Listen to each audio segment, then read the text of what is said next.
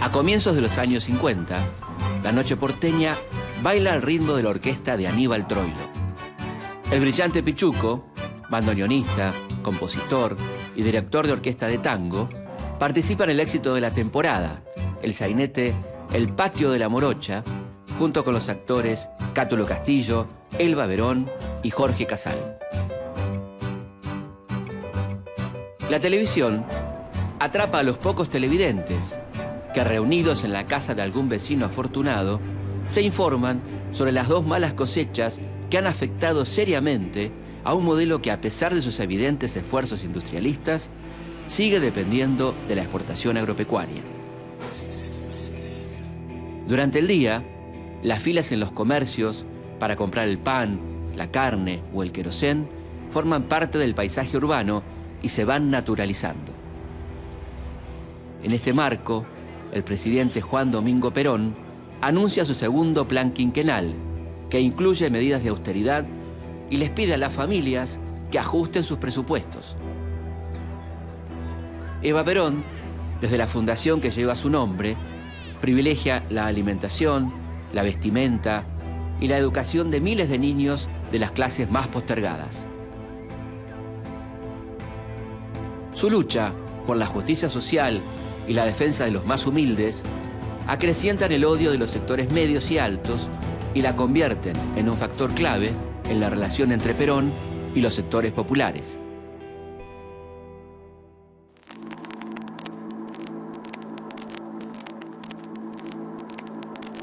El rol político de Evita es muy claro. Evita muchas veces dice lo que Perón no puede decir como presidente o como estratega o como estadista, pero sí Evita lo puede decir. Buscar la frase, voy a salir hasta no dejar en pie ningún ladrillo que no sea peronista. Y es la que lleva adelante la idea de armar milicias, la idea de enfrentar a los gorilas en sus propias madrigueras, como ella decía también, y es el motor de la revolución, eso no hay ninguna duda. Y es la que genera directamente las contradicciones más grandes, inclusive dentro del elenco gobernante, porque había un sector que quería por ahí negociar o de alguna manera no estirar la cuerda, no tensar la cuerda con los sectores oligárquicos y los sectores enfrentados al gobierno, y ella era la que siempre ponía la pauta y la medida necesaria para decir no, tenemos que seguir adelante y tenemos que hacer esa famosa revolución peronista. Principalmente el problema de Eva tenía que ver con su imagen y cómo incordiaba a los sectores tradicionales de la Argentina. De hecho, había una posibilidad cierta, latente, que los partidos opositores iban a conspirar y se iban a plegar el golpe del general Menéndez. En las primeras horas del 28 de septiembre de 1951, un movimiento militar con apoyo civil, encabezado por el general Benjamín Menéndez, intenta derrocar al presidente Juan Domingo Perón ante la inminencia de un amplio triunfo electoral peronista y, según sus palabras, matar al tirano en su guarida. Al tomar conocimiento del intento golpista, Eva Perón compra a Holanda 5.000 pistolas automáticas y 1.500 ametralladoras, con sus municiones correspondientes, destinadas a armar milicias obreras de autodefensa a través de la Confederación General del Trabajo. Hasta ahora lo que uno tiene recabado es la idea, sí, de Eva de armar a sectores obreros, y por el otro lado cómo eso se desactivó por parte de Perón a sugerencia de Lucero, del ejército, de entregar las armas a la gendarmería y al ejército. Pero la idea estuvo, lo que no tengo visto son los registros por parte de gendarmería o del ejército en cuanto a la recepción de esas armas. Acabo de enterarme de los acontecimientos producidos en el día de hoy. Y les pido con todas las fuerzas de mi alma que sigan siendo felices con Perón hasta la muerte, y porque tenemos que pagarle con nuestro cariño las infamias de sus enemigos, que son los enemigos de la patria, y del pueblo mismo. Y por eso les pido que rueguen a Dios para que me devuelva la salud que he perdido. No para mí, sino para Perón y para ustedes, para mis descamisados.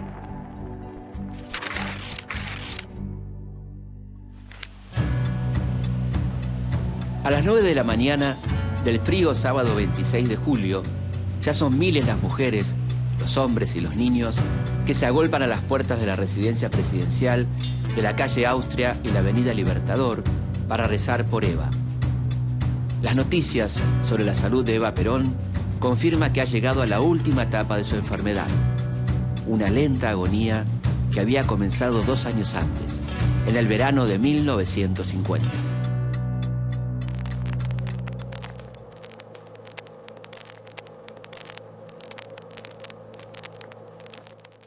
Evita estaba inaugurando el sindicato de conductores de taxi en Puerto Nuevo. Tenía 31 años, completamente sana. Hasta ahí no tenía absolutamente nada, no había antecedentes patológicos, no había nada de interés clínicamente hablando.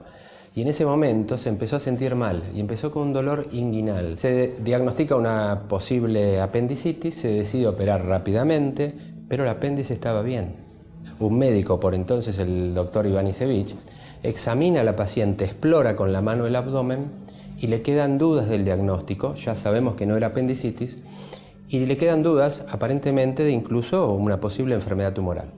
¿Qué cosa? Porque en este caso no se resolvió el tema y la paciente, por un motivo u otro, sigue sin diagnóstico ni tratamiento hasta el 21 de septiembre del otro año, año 51. Estamos hablando de darle una ventaja al cáncer de 18 meses.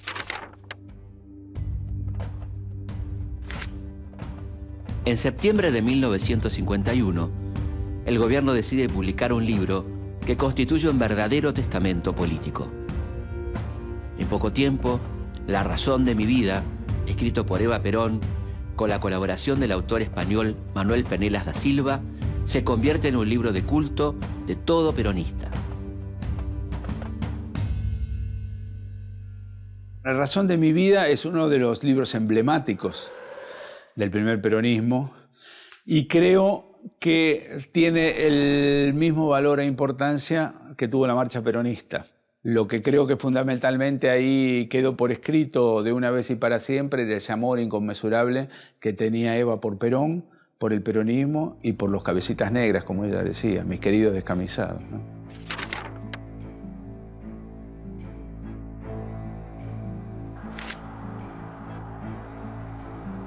La retirada de Eva Perón del escenario político había comenzado el 17 de octubre de 1951. A solo 6 años de su gesta fundacional, una de las máximas estrellas del movimiento empieza a apagarse. Yo no quise y quiero nada para mí. Mi gloria es y será siempre el escudo de Perón y la bandera de mi pueblo. Y aunque dicen en el camino girones de mi vida, yo sé que ustedes recogerán mi nombre y lo llevarán como bandera a la victoria.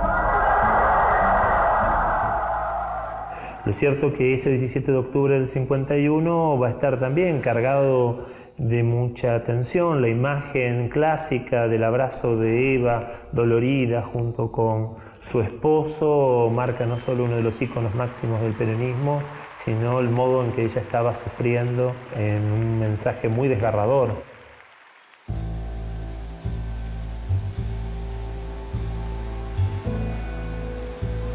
A las 3 de la tarde del 26 de julio, mientras una lluvia torrencial azota la ciudad de Buenos Aires, el padre Hernán Benítez le brinda la extremaunción a Eva Perón.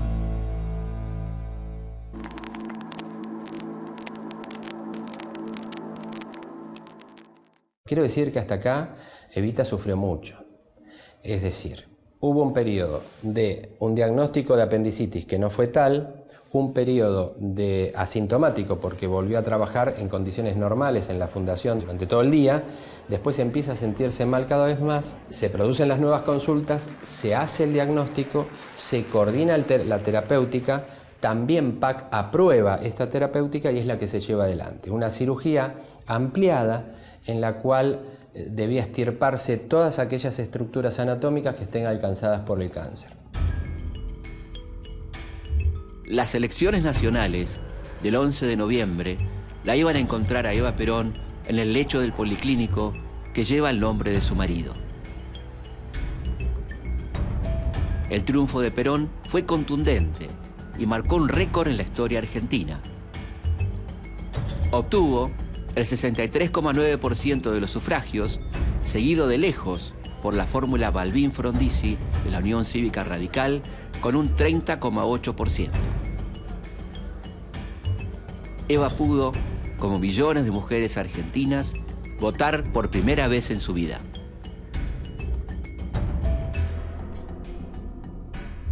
El 1 de mayo se muestra más que aguerrida, también con dolores, también con sufrimientos, pero como librando su batalla final, ¿no? Quemando las naves y llamando al pueblo a combatir. Sería la última aparición en un acto.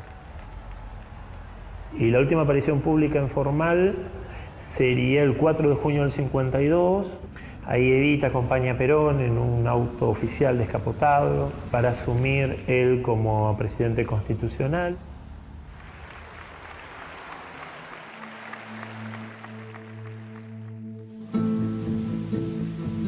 A las 5 de la tarde, el país se paraliza y conmueve. Eva entra en coma. Uno de los funcionarios presentes en la residencia presidencial es el subsecretario de Prensa y Difusión, Raúl Apold, quien instaló una oficina en las proximidades de la habitación de Eva para enviar rápidamente comunicados a la población.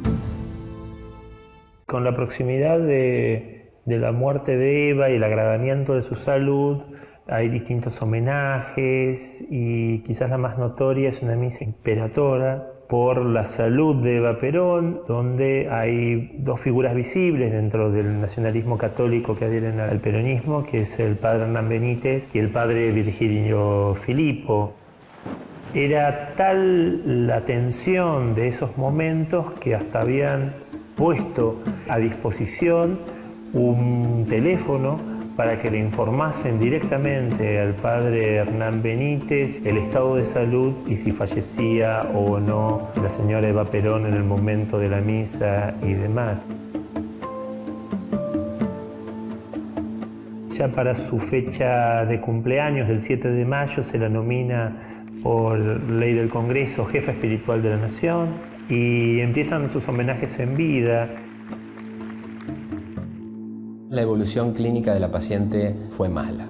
Por un tumor de cuello de útero, con dolores, malestar general, pérdida de peso, anemia importante, palidez, taquicardia, transfusiones constantes, deterioro progresivo del estado general físico, pero permaneciendo una lucidez impecable en una situación que uno entiende de una paciente especial, muy comprometida con la realidad histórica y con una necesidad de un proyecto y con ganas de vivir, con lo cual yo interpreto que médicamente uno entiende lo que es el final de una enfermedad de esta naturaleza, pero en este caso particular creo que sufrió en forma muy especial.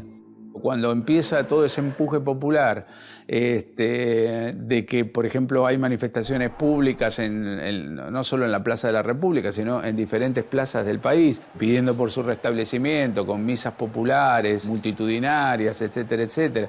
Hay una foto que yo siempre me acuerdo que está lloviendo y está toda la gente llorando y además llora la gente y llueve del cielo y todos negros, porque los paraguas en ese momento eran todos negros, no había otro color. Era una cosa que parecía un cuadro del medioevo, digamos. A las 21:36, una voz destinada a pasar a la historia, la del locutor oficial Jorge Fournot, le comunica al mundo la triste noticia a través de la cadena nacional. Cumple la Subsecretaría de Informaciones de la Presidencia de la Nación el penosísimo deber de informar al pueblo de la República que a las 20:25 horas ha fallecido la señora Eva Perón, jefa espiritual de la Nación.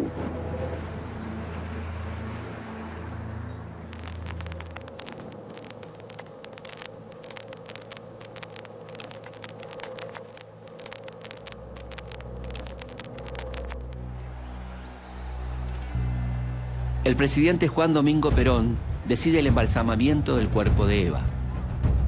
Se le encomienda la tarea a uno de los mayores expertos en la materia, el médico aragonés Pedro Ara. Así comienza el velatorio más imponente de la historia argentina y uno de los más importantes de la historia universal. El sólido ataúd posee un vidrio en su parte superior que permite ver el rostro de Eva Perón. El país está paralizado y el gobierno decreta duelo nacional por 10 días, mientras la Confederación General del Trabajo dispone un paro general por 72 horas.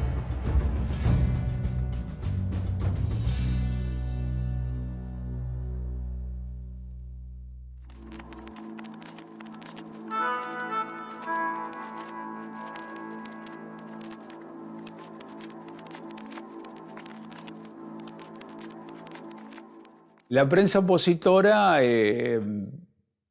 quizás no dijo lo que hubiera querido decir y que sí dijo alguien cuando escribió En una pared vive el cáncer, ¿verdad?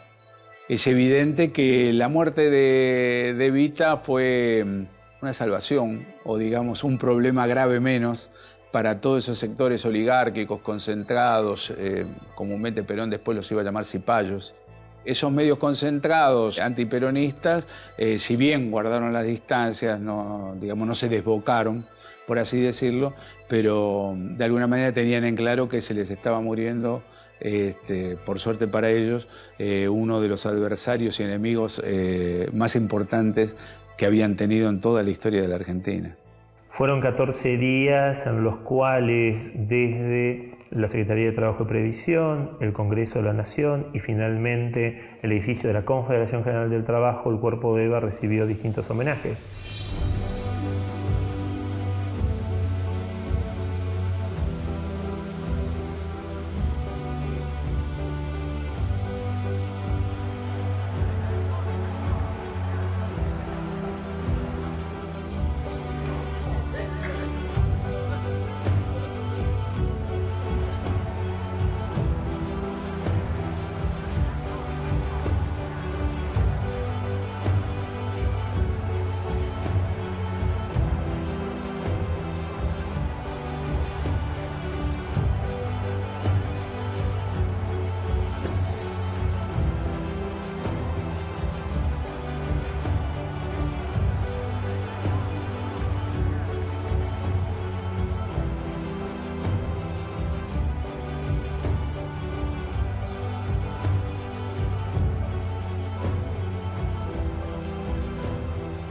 De acuerdo a los decretados honores correspondientes a un jefe de Estado, el sábado 9 de agosto, a las 11:15 de la mañana, ingresa el féretro al Congreso de la Nación y es velado en el Salón Azul.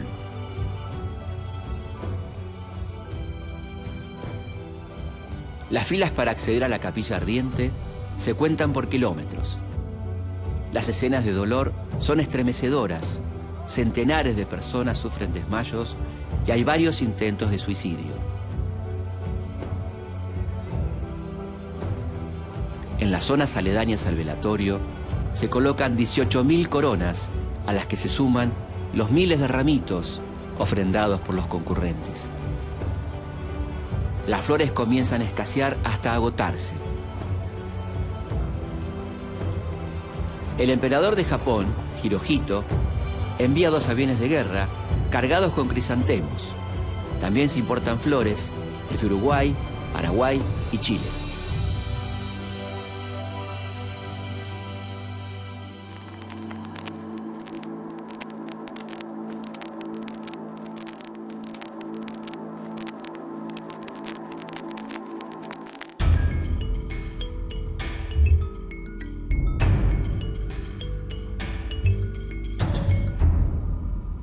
Al morir Evita, digamos, fue una repercusión no solo a nivel nacional, sino a nivel latinoamericano y mundial. Solamente recordar que el Papa Pío II en un momento le manda una carta de agradecimiento por todas las actitudes solidarias que tenía con los necesitados, no solo de su patria, sino de Latinoamérica y del mundo.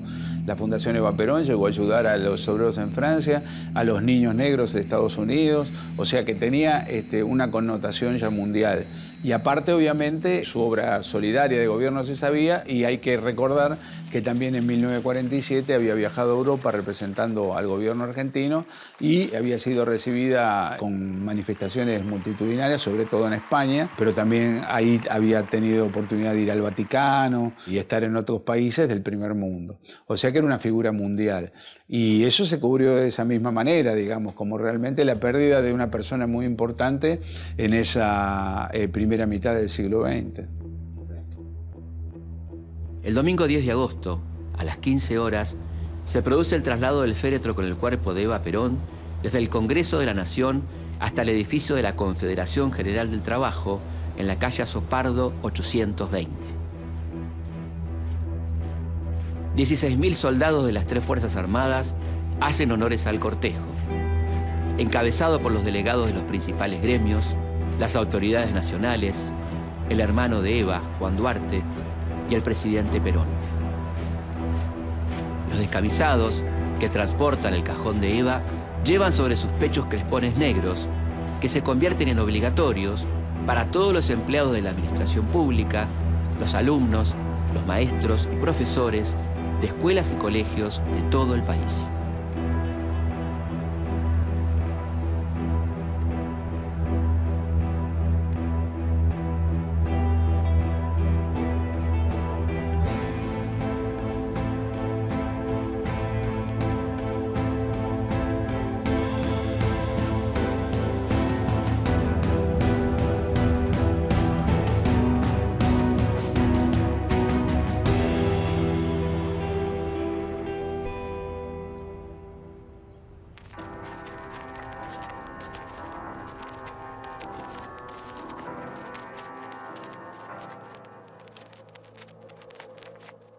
La misma gente se preocupa por poner una estampita de Evita en algún lugar de la casa, de esas casas humildes, con una vela y con una flor, y rápidamente pasa a ser Santa Evita. Y cuando Evita fallece, esa foto no la bajan, sigue estando ahí. Y se forma así un fenómeno masivo y popular impresionante, que por mucho tiempo estuvo a flor de piel en la gran mayoría, digamos, de los hogares argentinos, sobre todo en los hogares más humildes. Y ahí es importante ver cómo la manejaron los diarios esos, porque en un momento se habla de Santa Evita, se llega a hablar de Santa Evita, de una santa en los diarios, y de alguna manera ahí la iglesia mete baza, porque evidentemente ellos consideraban que era patrimonio de ellos decir quién era santo y quién no. De alguna manera se generaliza una censura o una protesta velada. Entonces los mismos diarios ya no hablan de Santa Evita, sino hablan de altares cívicos, como una manera de bajarlo, pero no tanto, digamos, como para no entrar en conflagración o en contradicción o en discusión con la iglesia, que obviamente pensaba varias cosas de Evita menos que fuera una santa, ¿no? Realmente. La enorme desazón y el dolor de amplísimos sectores de la población que no ve a su mayor dirigenta como la posibilidad de llevar a la práctica aquello que tanto se demandaba, ¿no? Las mejoras sociales, las reformas, ciertos modos del asistencialismo mediante la fundación. Sin Eva, el pueblo perdió a su abogada defensora y quedó, sí, bajo la defensa de Perón, pero ya la figura de Eva, su falta se notaba y mucho. Entonces, nuevamente, lo que uno podría ver, como en casi todos los casos, es una sociedad fraccionada entre aquellos que festejan la muerte con aquellos que encuentran en eso una ausencia difícil de poder reemplazar y que, en algunos casos, desde la oficialidad, desde el peronismo como partido, también se utiliza como una figura que se le empieza a dar ya una figura de santidad, ¿no? Entonces se reemplaza esa figura política por alguien que está más allá de todos y por encima de todos para poder vigilar los destinos del pueblo argentino. El lunes 11 de agosto, a las 6:30 de la mañana, el presidente Juan Domingo Perón retoma sus tareas de gobierno y asume la dirección de la Fundación Eva Perón. Para los descamisados, los mejores años de sus vidas quedaron firmemente ligados a la memoria de aquella mujer cuyo cuerpo descansa depositado en el segundo piso de la Confederación General del Trabajo, a la espera de la construcción de un mausoleo que honrará su memoria. pero su cuerpo no descansará en paz. Tras la muerte de Eva Perón, comienza una intensa y prolongada lucha entre quienes quisieron borrarla de la historia por todos los medios posibles y aquellos que defienden su obra y su memoria como una forma activa de resistencia. Luego del derrocamiento de Perón por la llamada Revolución Libertadora, su cuerpo es secuestrado y enterrado en secreto en Italia bajo un nombre falso. Durante 16 años, nada se supo del destino final de la abanderada de los humildes.